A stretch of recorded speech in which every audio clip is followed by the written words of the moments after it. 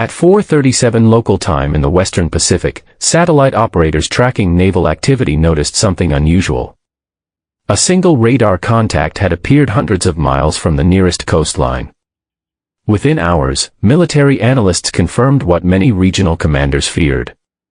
A United States carrier strike group had entered the area. Almost immediately, naval patrol aircraft changed their routes, surface vessels adjusted their positions, intelligence networks shifted into overdrive.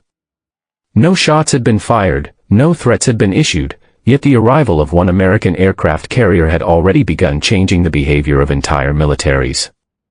That reaction explains why aircraft carriers remain among the most feared weapons systems ever created. Despite the rise of hypersonic missiles, anti-ship ballistic missiles, drones, and advanced submarines, the U.S. aircraft carrier continues to dominate military planning around the world. Nations may publicly claim that carriers are obsolete, but behind closed doors military staff spend enormous amounts of time figuring out how to deal with them. The reason is simple: fighting a U.S. aircraft carrier does not mean fighting a ship.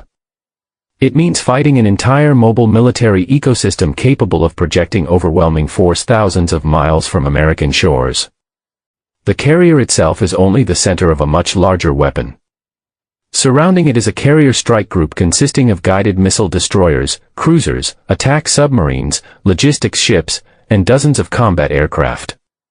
These vessels do not travel in a tight formation, they spread across vast areas of ocean, creating overlapping defensive zones that force an enemy to detect, track, target, and penetrate multiple layers of protection before even getting close to the carrier. Military analysts often describe it as one of the most heavily defended military assets on Earth. A hostile missile must survive fighters, electronic warfare systems, ship-based interceptors, decoys, jamming systems, and close-range defenses before reaching its target. Even then, there is no guarantee the carrier will be disabled. At 6:12, imagine an enemy surveillance satellite finally locates the strike group.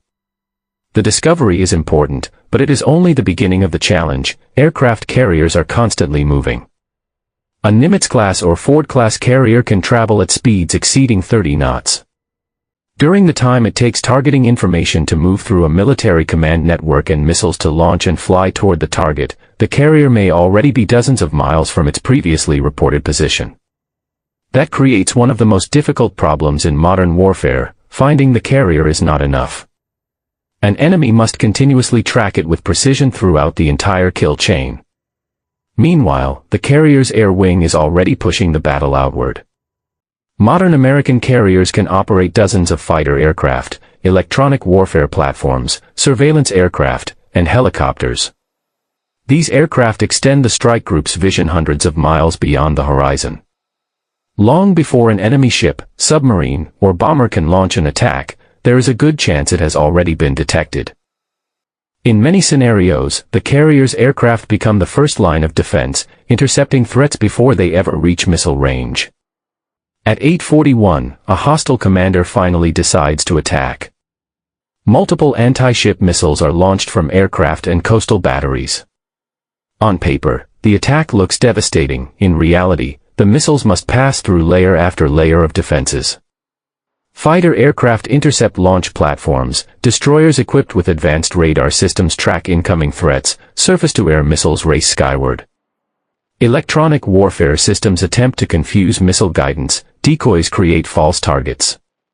Every mile closer to the carrier means another defensive layer waiting to engage.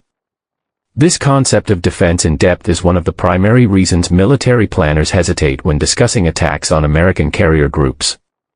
Yet perhaps the most misunderstood aspect of a U.S. aircraft carrier is its survivability. Popular culture often portrays carriers as giant floating targets, but the reality is far different.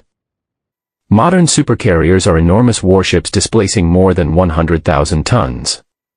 They are built with redundant systems, armored sections, reinforced bulkheads, and hundreds of watertight compartments designed to contain damage. Even if a missile or torpedo strikes the vessel, crews can isolate flooded sections, fight fires, and maintain operations. The ship's size itself becomes a defensive advantage. Sinking a carrier is vastly more difficult than simply hitting one. This reality has influenced military thinking for decades. During World War II, aircraft carriers survived tremendous punishment and continued operating. Modern carriers are significantly larger, stronger, and better protected. Naval experts frequently note that disabling a carrier and sinking a carrier are two very different objectives. Achieving either would require a level of coordination, firepower, and accuracy that few militaries possess. At 11:18, another factor enters the equation: uncertainty. No nation can be completely sure what additional assets are supporting a carrier strike group. Attack submarines may be operating dozens of miles ahead of the formation. Surveillance aircraft may be monitoring enemy movements far beyond radar range. Space-based sensors could be tracking missile launches. Any commander planning an attack must account for threats that may not even be visible. That uncertainty alone acts as a powerful deterrent. Of course, aircraft carriers are not invincible. Military analysts continue debating how carriers would perform against large-scale missile barrages from major powers. China has invested heavily in anti-ship ballistic missiles, often described as carrier killers. Russia has developed advanced cruise missiles designed specifically to threaten naval forces. Drone swarms and hypersonic weapons present new challenges that did not exist a generation ago. Even the U.S. Navy acknowledges that future conflicts will be more dangerous than anything carriers faced in the past. But this is where many discussions miss the point. The goal of a carrier strike group is not to be invulnerable. The goal is to make attacking it so difficult, expensive, and risky that adversaries think twice before trying. Every additional missile required, every surveillance platform needed, every submarine deployed, and every aircraft committed to an attack increases the cost of the operation. That burden falls entirely on the attacker. At 14:52, the crisis reaches its conclusion. No battle occurs, no missiles are launched, no aircraft engage in combat. The carrier strike group remains on station, conducting flight operations as usual. Yet strategic objectives have already been achieved, regional allies feel reassured, adversaries become more cautious, shipping lanes remain open. Diplomatic negotiations take place under the shadow of overwhelming military power.